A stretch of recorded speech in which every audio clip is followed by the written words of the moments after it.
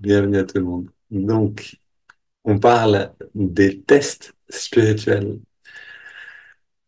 Et, et donc, chaque jour, après la méditation, vous avez vos tests. Vous pouvez regarder du coup comment vous les vivez, comment vous pouvez appliquer ce qu'on voit ensemble chaque matin. Ça, c'est vraiment le, la richesse finalement de la vie spirituelle, c'est qu'on médite, on a un moment de satsang ou euh,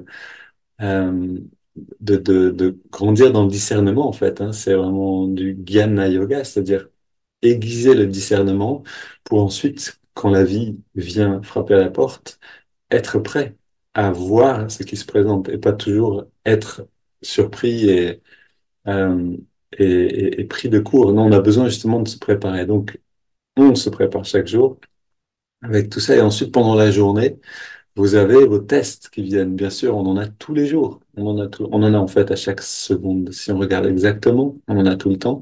Et c'est une bonne chose. C'est pas quelque chose qui est terrible. C'est justement pour ça qu'on est là et voir comment on peut petit à petit mieux euh, réagir ou mieux passer nos tests simplement. Comment mieux grandir, puisque c'est vraiment le but du test, c'est de nous faire apprendre des leçons. D'ailleurs, si on regarde la vie dans un contexte plus grand, il y a des films comme Nos Solar ou comme, euh, euh, je crois que le deuxième s'appelle Les Messagers, mais en brésilien, il n'existe pas en français, je crois, Os Mensageiros. Et les grands médiums brésiliens nous expliquent, et Yogananda nous dit la même chose, c'est une seule vérité, c'est pas juste pour cette tradition, il y a ça, et pour cette tradition, il y a le paradis, pour cette tradition, il y a la réincarnation, ça n'existe pas. Il y a une seule vérité pour tous. Et, euh, et donc, quand on regarde la... Ok, on va espérer que ça fonctionne. Quand on regarde la vie dans une image plus grande, et certains films, certaines histoires et certains témoignages de personnes qui sont déjà décédées et qui se servent des médiums pour nous dire, pour nous prévenir justement, attention, ne gâchez pas votre temps, ne perdez pas votre temps parce que la vie, ça sert à ça. Et ce que eux nous disent, c'est que, et ce que nous dit aussi Yogananda, c'est qu'après on se retrouve dans un monde astral, donc exactement comme ce monde est un monde, cette planète, on se retrouve dans un autre monde, sur une autre planète astrale, si vous voulez, qui correspond à notre conscience. Et donc, quand on est là-haut, euh, là-haut, quand on est là-bas, on est, on est avec nos semblables, donc avec des personnes, si on aime méditer, qui aiment méditer. Si on est avec des personnes qui cherchent la vérité, des personnes qui cherchent la vérité. Si on est avec des personnes qui ont telle et telle tendance, on va avoir tendance à se retrouver par famille, comme ça. Et dans ce climat-là, beaucoup plus homogène, on va pas sentir le même besoin de faire un effort pour grandir spirituellement. Et finalement, c'est quand on s'incarne, c'est-à-dire quand on vient sur Terre, et qu'on se retrouve dans ce grand casino, comme disent les Italiens, dans ce grand chaos, c'est-à-dire il y en a qui sont dans la même famille, il y en a qui va être très attiré par la spiritualité, et l'autre qui va lui tourner le dos toutes ses forces. Et je pense que tout le monde connaît ces situations-là parce que c'est typique. C'est la caractéristique de notre planète, c'est d'être hétérogène. Encore une fois, c'est pas moi qui l'invente, bien sûr, c'est les enseignements de Yogananda, mais les médiums nous disent la même chose. Et c'est ça qui est intéressant de voir, c'est en fait quand on se retire un instant dans l'astral, entre deux vies, notre là où on va se retirer dépend de ce qu'on aura appris ici. Et dans cette vision-là, ce que dit le christianisme, le paradis et l'enfer, tu iras en enfer, tu iras au paradis si tu es gentil, si tu es méchant, etc.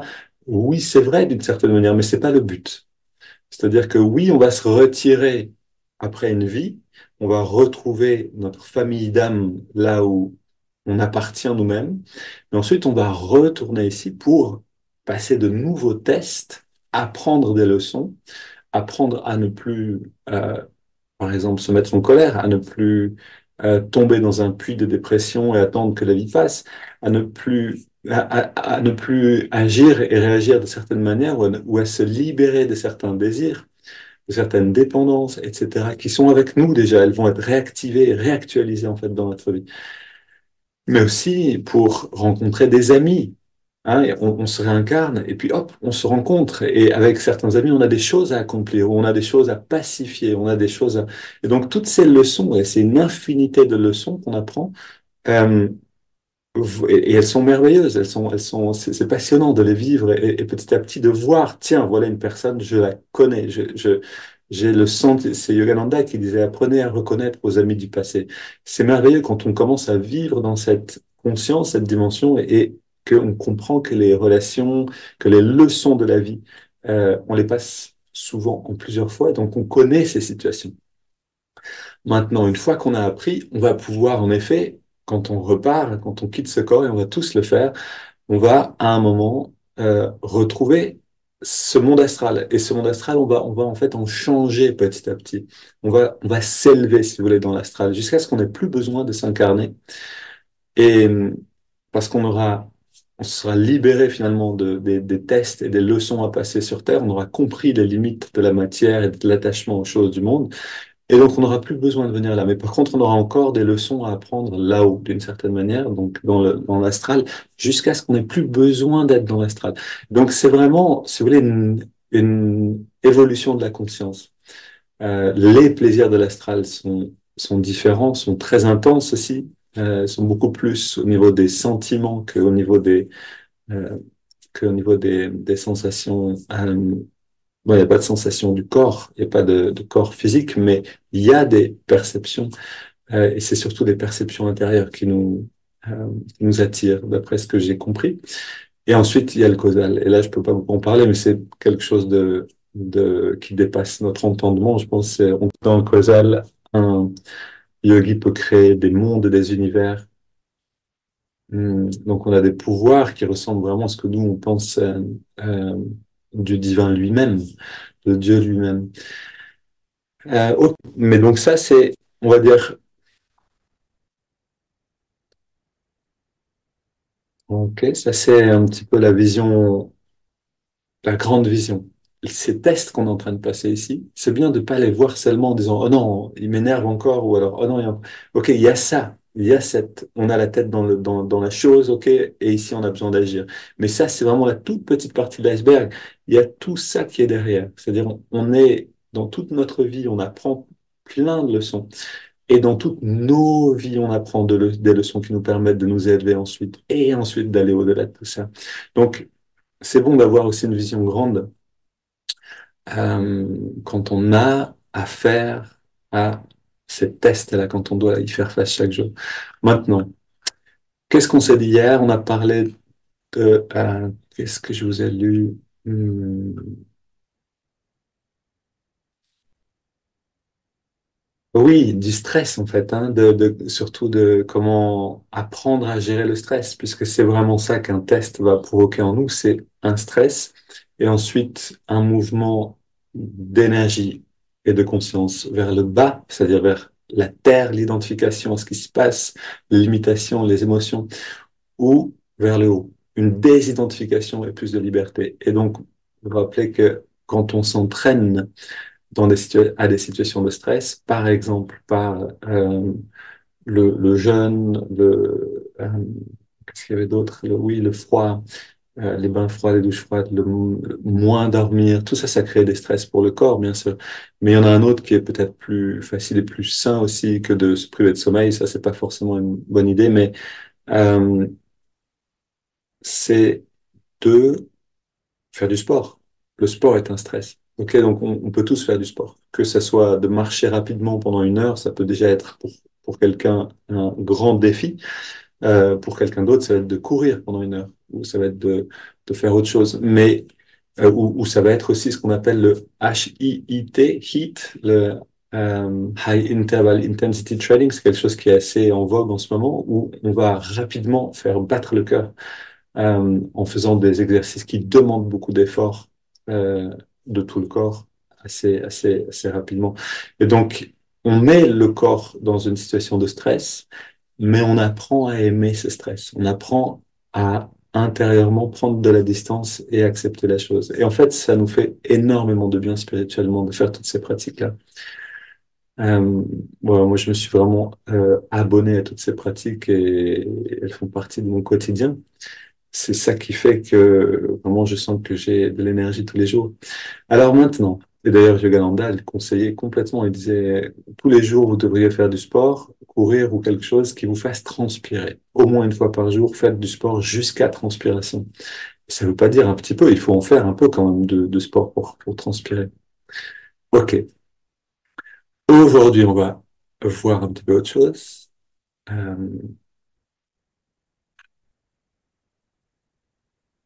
voilà, je vous lis un autre. Voilà, on parlait de tests, donc avec le. Pardon, je me rappelle. Brégou, vous vous rappelez Brégou, qui cherchait le plus humble et qui a donné un coup de pied à Krishna alors que Krishna dormait, et Krishna qui prend tout de suite son pied avec beaucoup de compassion. Ok. Voilà, désolé pour les histoires de caméra, ça va se résoudre. Maintenant. Il y a aussi l'histoire de Namdev. Ok, donc là, je lis le texte de Swami Kriyananda, c'est toujours le même texte. Il y a aussi l'histoire de Namdev, un saint qui vénérait Krishna. Dans son temple vivait un autre saint, un potier de profession. Donc on a Namdev, qui est un saint qui vénère Krishna, et aussi un autre saint, qui est potier. Lors d'un grand festival où affluaient de nombreux dévots, le potier voulut tester leur humilité. En Inde, pour vérifier si un pot est fêlé, on le frappe et on écoute le son qu'il produit. Vous pouvez déjà deviner le déroulement. Ce potier appliqua cette méthode aux personnes présentes. Il les tapotait légèrement, enfin, il les tapait en fait relativement fort sur la tête, écoutant ce que cela révélait d'eux. Bien que surpris, les fidèles respectaient ce saint et acceptaient l'expérience. Pour mettre le contexte, c'est dans le temple, donc tout le monde est assis en méditation, et puis il y a ce saint qui se lève, ce potier, et qui vient frapper la tête de chacun. Et bien que surpris, donc les fidèles respectent ce saint et acceptent l'expérience. Mais lorsque le potier atteignit Namdev, donc cet autre saint, ce dernier s'offusqua et s'exclama: Pourquoi fais-tu cela? Le potier se redresse calmement et déclare: Ce pot semble fissuré. Namdev, malgré son évolution spirituelle, avait encore un attachement subtil à son statut. Parce que justement, Namdev était un enseignant spirituel. Les personnes, les autres dévots qui étaient là et qui méditaient, beaucoup étaient des élèves de Namdev. Donc Namdev, mais enfin, me faire ça à moi. Et donc le potier dit, oui, là, il y a une fissure. Et si vous voulez lire toute l'histoire, vous pouvez nous écrire, je peux peut-être la trouver ou vous la trouvez peut-être sur Internet directement.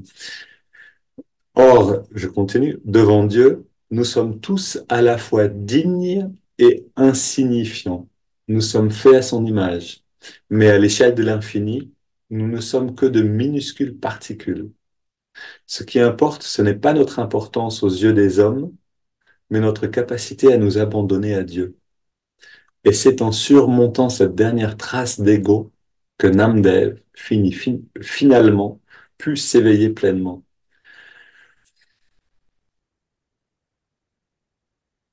Ok, cette image est parlante. La vie vient nous frapper sur la tête. Et est-ce qu'on pourra nous aussi être comme ces humbles dévots qui ne disent rien parce qu'ils acceptent qu'il y a un sens derrière tout ça et que c'est une leçon d'humilité, même si on la comprend pas encore sur le moment? Ou est-ce que, comme Namdev, on va réagir? Et c'est OK de réagir. C'est simplement, Namdev d'ailleurs arrive finalement à cette perfection ensuite, mais il avait besoin de voir cette fissure. On a besoin, le test est là pour nous montrer une fissure à l'intérieur du pot de notre conscience, si vous voulez. Et donc, on a besoin de la voir d'abord. On a besoin en fait de faire un travail qui est double, mais je vais pas commenter plus, sinon on n'aura pas le temps de méditer. On a juste, pour ouvrir, et ça on pourra le voir du coup plutôt à partir de la semaine prochaine, on a besoin de faire un travail qui est sur deux plans. Défissurer le pot, si vous voulez, de la conscience. On a besoin d'un côté de travailler consciemment, à se préparer à ces tests qui vont venir, parce que les tests vont valider qui on est vraiment, et ces validations vont entraîner tout le reste de notre destin, en fait. C'est vraiment les tests qui nous amènent vers le divin, ou nous en écartent. Donc, on a besoin d'un effort conscient et d'une préparation consciente pour faire face à ces tests-là. On a besoin de stratégies, de méditation, d'introspection, etc. Tout ce travail conscient. Et d'un autre côté, on a besoin d'essayer de comprendre les racines.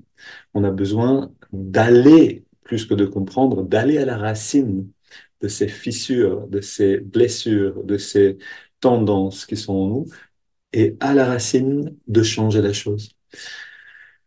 Et ben, on va faire ce travail en Suisse, donc dans un stage qu'on va proposer en mars, qui sera vraiment l'alliance de ces deux stratégies, donc travailler dans le conscient et dans l'inconscient, euh, et avec cette collaboration avec les constellations intégrales, une école merveilleuse de constellations systémiques basée à Milan. On a une personne qui va venir pour travailler avec nous. Pareil, si ça vous intéresse, bien sûr, bienvenue pour nous en parler. Ok, maintenant, on prend une grande inspiration, on laisse l'air sortir, on se détend un instant, on oublie tout ça,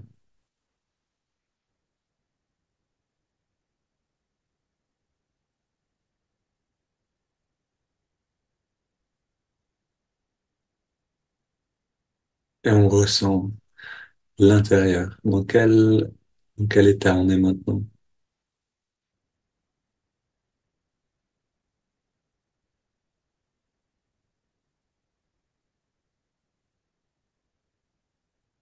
Et on prend une inspiration profonde et on entrelace les doigts au niveau de la poitrine. Expire les mains vers l'avant et on arrondit le dos.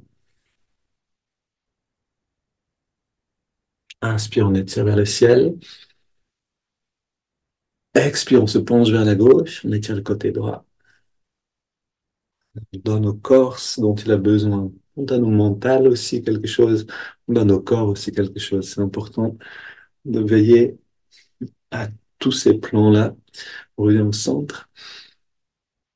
Expire, on se tourne vers la gauche.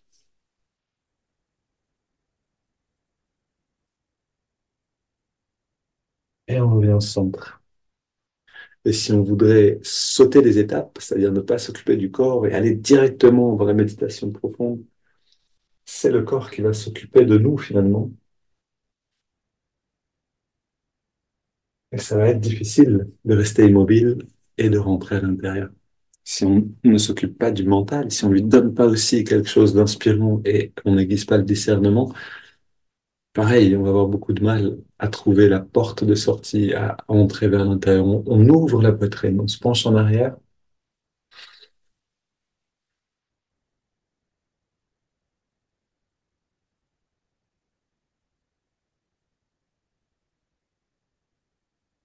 Ok. Et on revient au centre. Là, on ressent la zone du cœur. Le cœur aussi demande quelque chose. Le cœur demande de la dévotion. Le corps, le mental, le cœur. Quand on aligne tout, alors la méditation devient naturelle.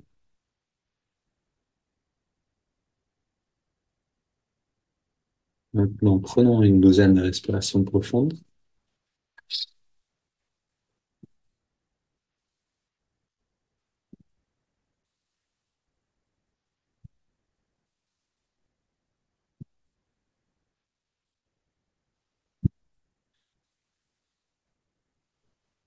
Six dernières. Augmentons l'amplitude.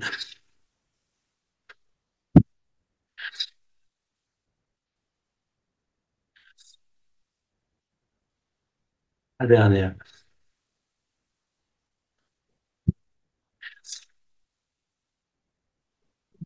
Dernière. Puis on inspire lentement, très lentement, et on garde l'air dedans.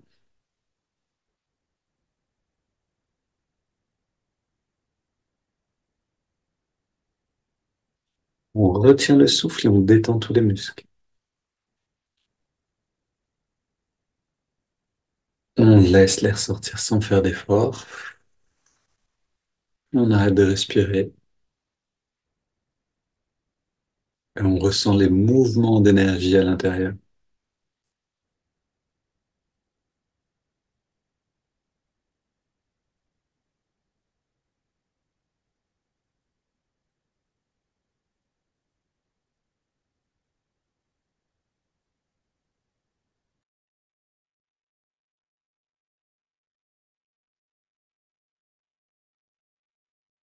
Puis on inspire lentement et profondément.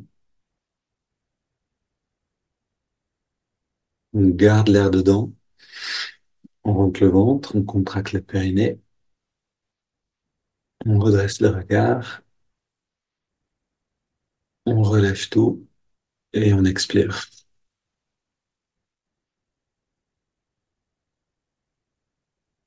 On prend quelques secondes pour ressentir.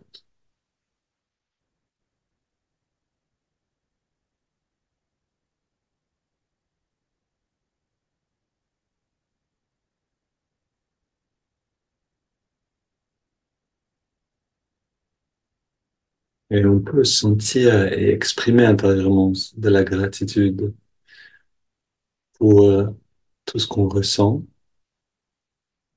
cette merveilleuse vie qui nous est donnée de vivre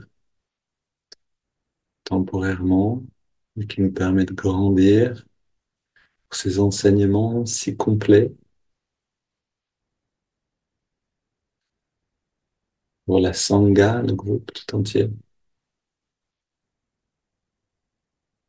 Nous ressentons cette gratitude douce comme une coloration du cœur.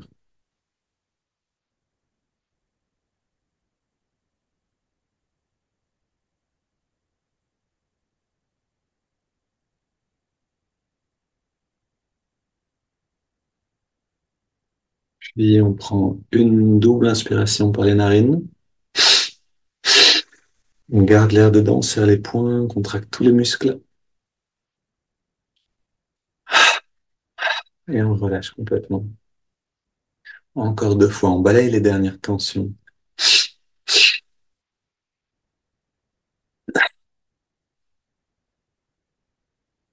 Troisième et dernière.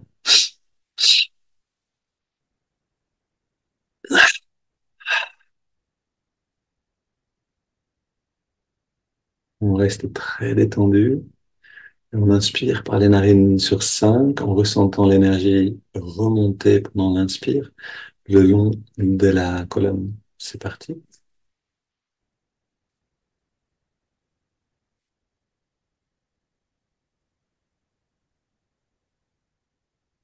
On garde l'air dedans.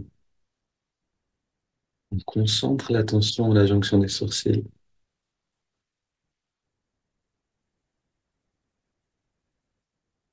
On expire lentement, même durée. On sent un rayonnement de bien-être à travers le corps. Et encore une fois, on inspire.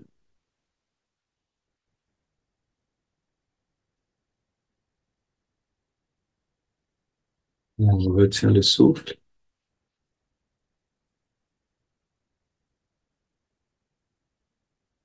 et expire.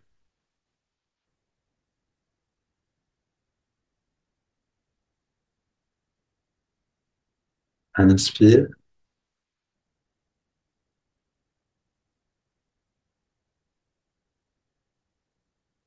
on garde et on sent le lobe frontal qui se remplit de lumière, qui se remplit d'énergie et d'attention. Et on expire.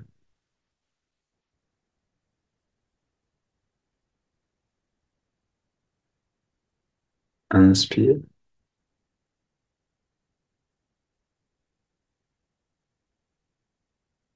on garde,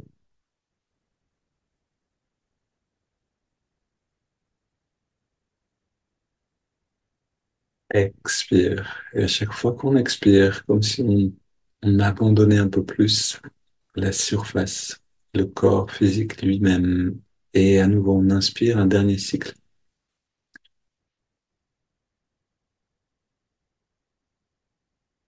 On garde, expire.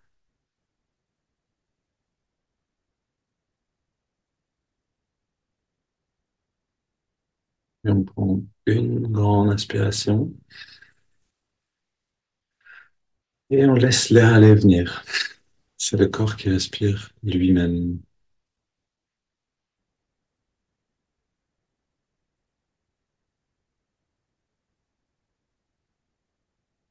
Et encore une fois, on peut sentir de la gratitude pour la richesse qui est dedans et on devient de plus en plus apte à la voir, à la ressentir.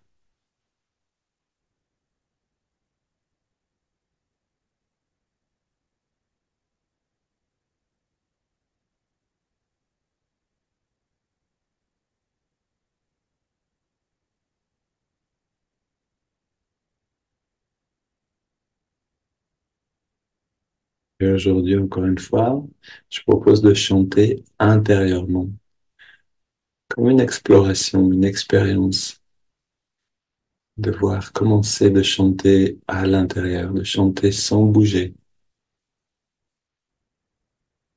de voir si on peut amener les qualités du chant, d'ailleurs si on les ressent mieux comme ça, et aussi si on peut les amener vraiment dans le cœur et dans le lobe frontal, dans l'œil spirituel, faire le lien. Jema, Jema, Jema, Jema, Jema, Jema, Jai, Jema, Jema, Jema, Jema, Jema, Jema, Jema, Jai, Jema, Hari Bol, Hari Bol. Hari Bol Yogananda, Hari Bol, Hari Bol, Hari Bol, Hari Bol Yogananda, Hari Bol. Jai Ma, Jai Ma, Jai Ma, Jai Ma, Jai Ma, Jai Ma, Jai, Jai Ma. Jai Ma, Jai Ma, Jai Ma, Jai Ma. Jai Ma, Jai Ma, Jai, Jai Ma, Hari Bol, Hari Bol, Hari Bol, Yogananda, Hari Bol, Hari Bol, Hari Bol, Hari Bol, Yogananda, Hari Bol.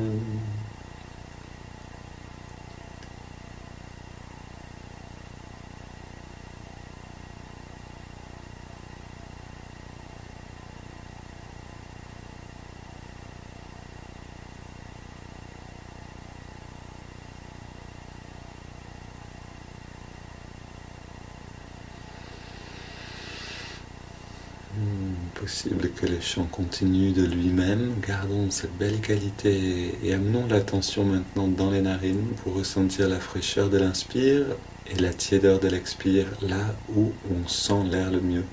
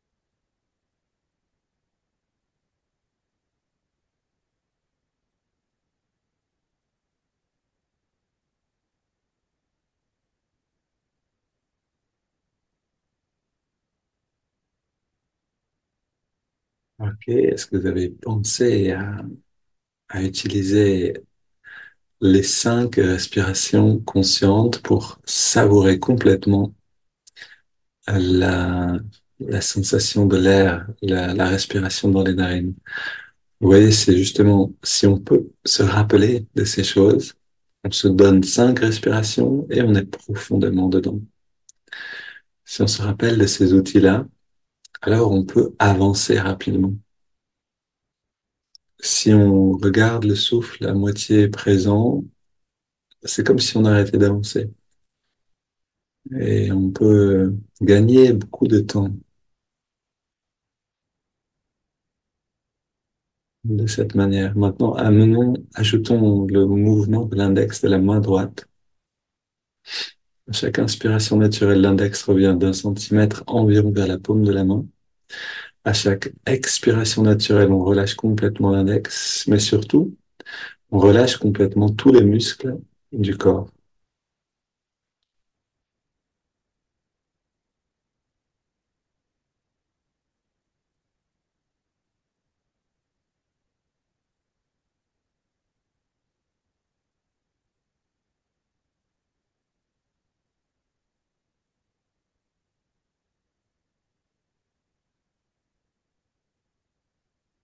Et si vous avez pensé à utiliser l'outil des 5 respirations pour aller jusqu'au fond de la relaxation, alors vous êtes déjà très détendu. Ajoutons maintenant le mantra Hong So.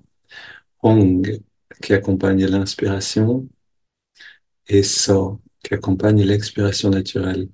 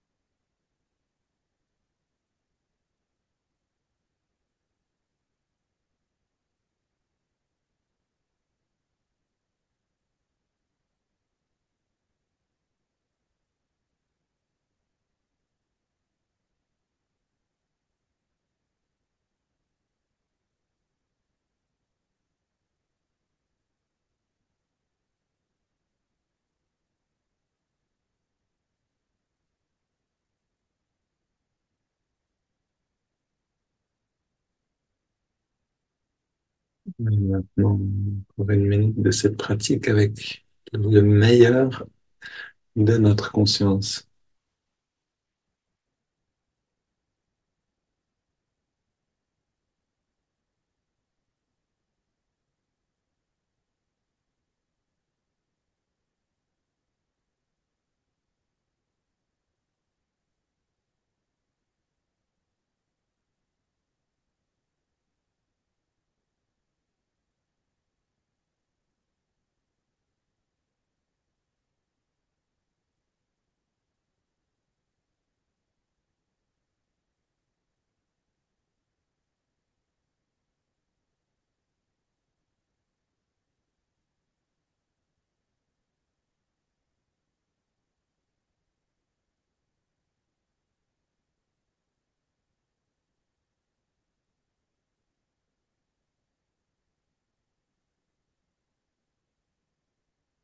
On prend une inspiration profonde. On expire en 3 fois,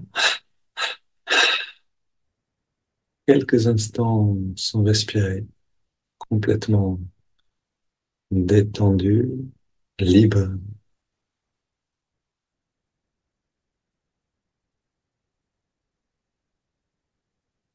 Et on laisse le corps respirer naturellement, mais on abandonne les techniques de concentration.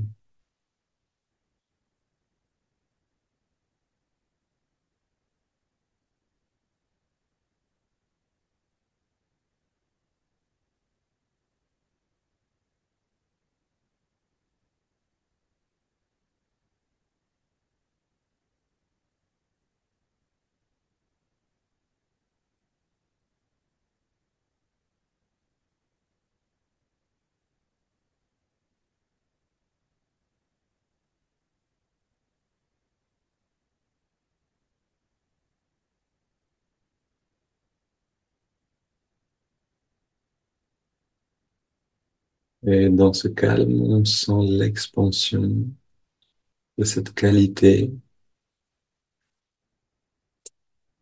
de, en fait, de l'expansion elle-même de la conscience. On observe la conscience s'épanouir comme un bien-être qui se répand en nous.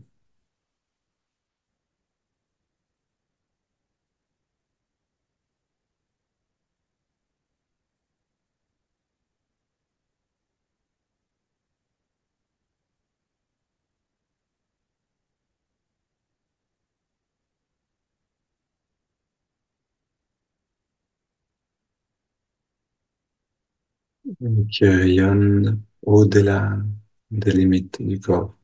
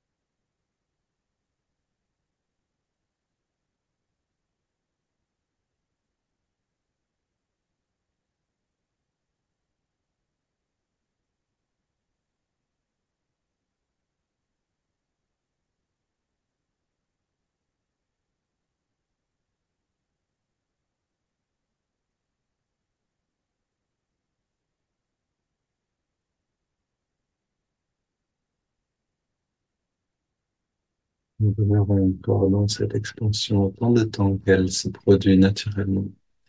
Puis, emmenons-la dans la journée et soyons de joyeux aventuriers de la vie à nous réjouir des tests qui vont venir aujourd'hui. Une belle journée, bon week-end. On se retrouve la semaine prochaine.